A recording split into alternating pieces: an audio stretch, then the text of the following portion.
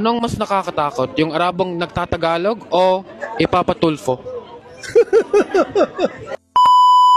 Sino ka ba? Ako ang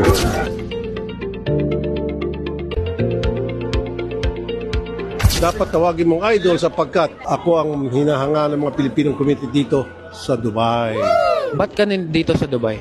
Nandito ako sa Dubai para bisitahin ang mga embahada natin. Galing ako sa Riyadh and then dito ngayon sa Dubai para tingnan ko yung mga tanggapan ng ating ng gobyerno ng Pilipinas kung maayos bang pagkisilbi nila sa mga kababayan Pilipino. Pwede ba ang isang Arabo mag-complain? Lahat ang masama! Ikaw ang mabuti!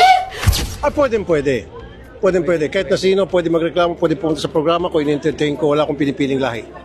Anong mas nakakatakot, yung Arabong nagtatagalog o ipapatulfo? Pareho yata.